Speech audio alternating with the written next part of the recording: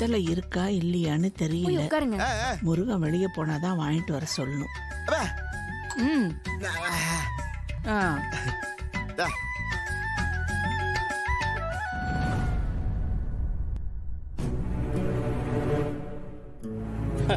பெரிய மகாராஜா பரம்பரை போல டைமுக்கு சாப்பிட்டுருவீங்க. ஆமா, எப்பவுமே நீ அங்கதானே உட்காந்துருப்ப. இப்ப என்ன புதுசா இங்க வந்து உட்காந்துட்டு இருக்க? ஏங்க,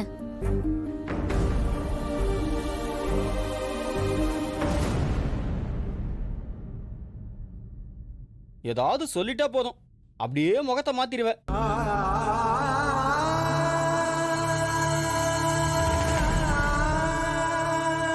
ஏய் ரகுரா, எப்ப பார்த்தாலும் ஏன்டா அவனை கரிச்சு கொட்டிக்கிட்டே இருக்க?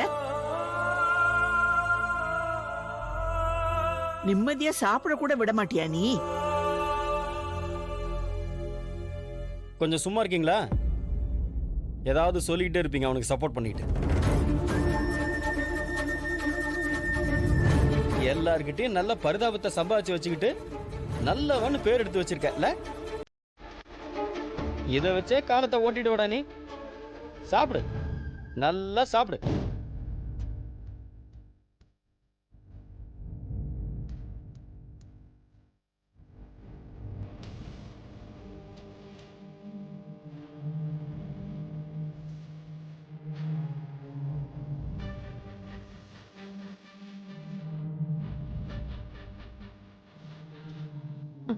முருகா,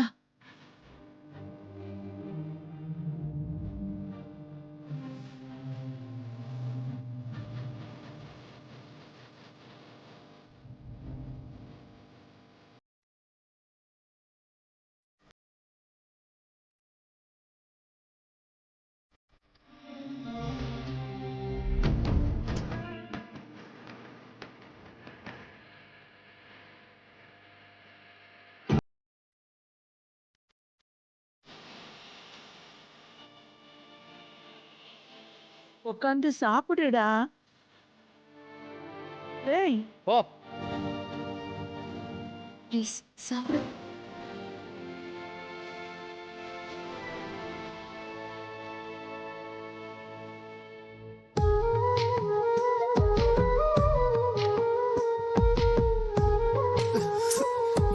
இப்ப சந்தோஷமா உனக்கு?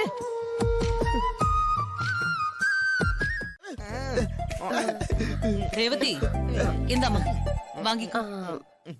இது பூவுக்கான காசு. கொஞ்ச நேரம் காக்க வச்சிட்டனா? ஐயோ பரவாயில்லக்கா, நீங்களாவது முழு பணத்தையும் கொடுத்துட்டீங்க. சில கிராக்கிங்க இருக்காங்க, சொல்ற காசு ஒண்ணு குடுக்கற காசு ஒண்ணுமான்னு ஏமாத்துவாங்க. கேட்டா அந்த பூ நொட்ட இந்த பூ குட்டன்னு கதை சொல்லுவாங்க. அப்புறம் சண்டை போட்டுதான் அந்த பணத்தையே வாங்கிட்டு போனோம். அப்படியா? ஆனா நீங்க பேரம் பேசாம மொத்தமா கொடுத்துட்டீங்க. ரொம்ப நன்றிக்கா.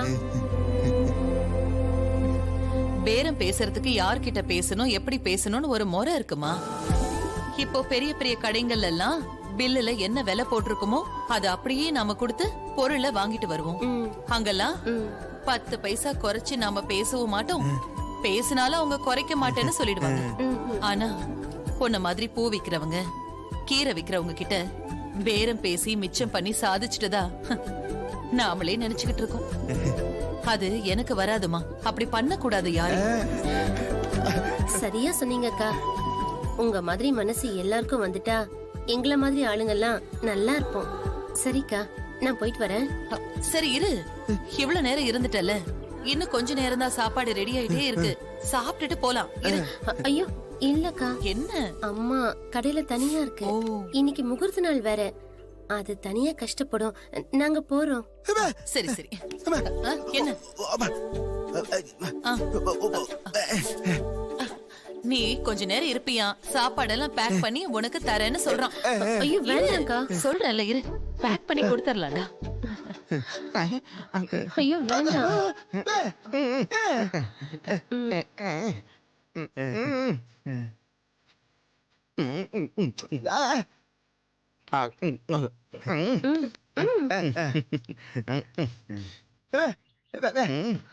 வேண்டாம் வேண்டாம்.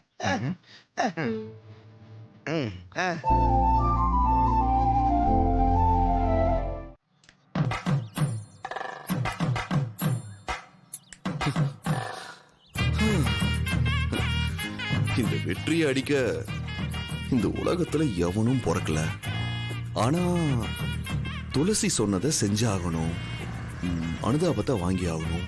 வெற்றிக்கு இப்படி ஆயிடுச்சேன்னு எல்லாரும் வருத்தப்படணும். என்ன பண்ணலாம்?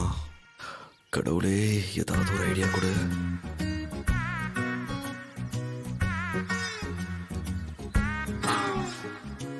அதுக்குதான் இத கட்டிக்கிட்டு துளசி முன்னாடி போய் நின்னு உங்களோட ஃப்ரெண்டு வந்து என் கைய உடைச்சிட்டாருன்னு நடிக்க போறேன். அப்படி சொன்னா எல்லாரும் நம்பிடுவாங்க. வெற்றி, நீ வேற லெவல்டா. அரசியல்வாதி ரத்தம்னா என்ன சும்மாவா? இந்த கையா இல்ல இந்த கையா? பேசாம இந்த கைக்கே போட்டுற வேண்டியதுதான்.